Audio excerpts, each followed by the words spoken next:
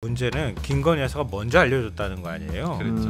너 조사할 너 테니까 가서 조사 받아. 네. 그건 어떻게 알았을까? 김혜성이 친하다는 건 아니 먼저 여사님한테 얘기해 준 거 아닙니까? 공직기관 비서관이 돼서 네. 어떤 방식으로든 풍문이 들어갔든 기업들이 보험성 투자를 했다라고 하는 얘기를 공직기관 비서관실에서 파악을 했다는 거잖아요. 그렇죠. 거기서 볼 때도 문제가 있다고 본 거 아니겠어요? 근데 이거 그냥 우야무야하고 끝났어요. 그냥 왜 넘어갔는지도 봐야 되고 네. 공직기관 비서관실에 귀에까지 들어올 정도면은 당시에도 허투루 넘길 수 없다고 법인들이 판단했다는 얘기잖아요. 네. 자기들이 볼 때도 의심스러워. 이거를 김혜성 씨가 지금 다 아니야 이렇게 부인하는 게 이게 말이 되나 이런 생각이 들고요.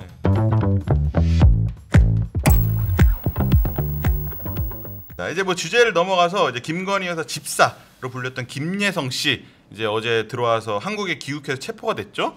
그래서 저희가 이제 한국에 귀국하기 전날 저희 동아일보가 김예성 씨와 단독 인터뷰를 했어요. 그래서 뭐 이제 이런저런 얘기를 들었는데 뭐 일단 짧게 요약하면 이제 본인은 모든 의혹들을 부인하고 이제 집사라 불리는 게 모욕적이고 제2의 최순실이라는 프레임이 있다. 그 정도의 사이는 아니다. 뭐 이렇게 주장을 했거든요.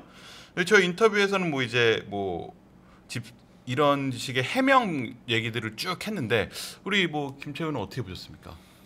뭐 본인이 그렇게 얘기하겠죠 당연히. 근데 일부 언론에서 그 보도한 바에 따르면 김혜성 씨가 그 베트남에서 지내는데 초호화 생활을 했다. 네. 뭐 이런 얘기들을 하더라고요. 근데 네. 그 돈은 도대체 어디서 나온 거냐? 네.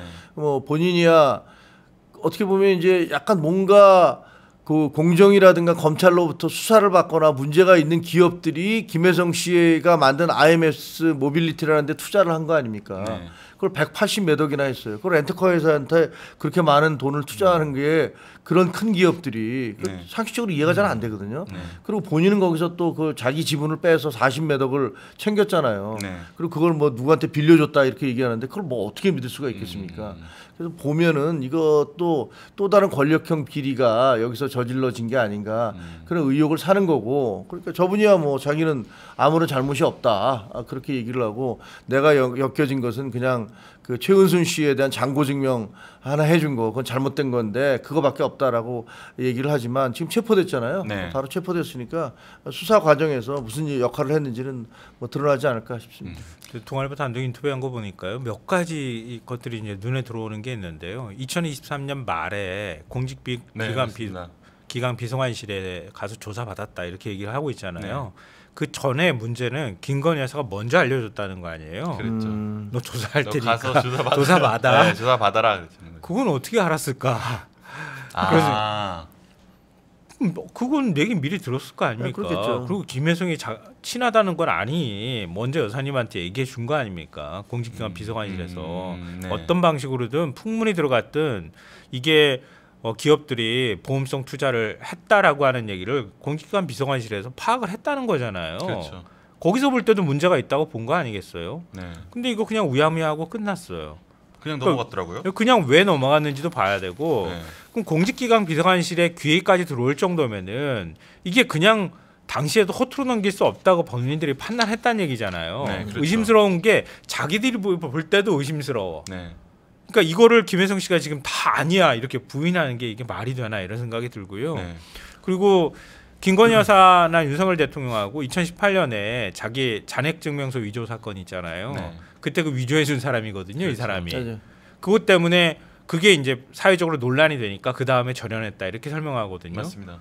근데 대선은 2021년, 20년, 21년 넘어가면서 했잖아요. 네. 근데 그때 또 최고 후원 액수인 1,000만 원 후원했어요. 맞습니다. 당시 윤석열 후보한테. 그럼 뭐라고 왜 그렇게 후원했어? 라고 동아일보에서 물어보니까 그것 때문에 그게 논란이 돼서 미안한 마음에 내가 후원을 1,000만 원 했어요. 자기가 피해자인데 어떻게 보면. 그러니까 앞뒤가 안 맞는 주장을 하는 거예요. 앞뒤가 안 맞는 주장을 하는 거고요. 예전에 이제 그 박근혜 국정농단 때 그때 아마 제가 말씀드리면 아실 거예요. 삼성에서는 정유라 씨 말 줬잖아요. 줬는데 다른 모 그룹사 회장이 그 대관들한테 불같이 화를 냈다는 거 아닙니까? 너들은 최순실을 알았어? 알았어 몰랐어? 그렇게 정보가 없어서 어떡해? 그래서 막 화를 냈다는 거예요. 삼성 봐봐 삼성.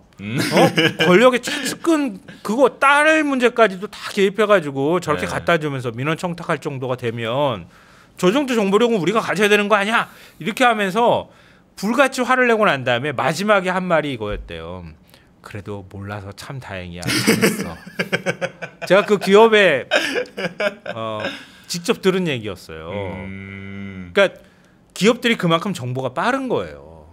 근데 김혜성이라는 사람이 있고 이 사람이 기업을 운영하고 있고 뭔가 투자를 유치하려고 노력하거나 바깥에 떠벌리고 다니거나 이렇게 하면 기업들이 몰랐을까요? 저는 알았을 가능성이 거의 99%에 가깝다고 봐요.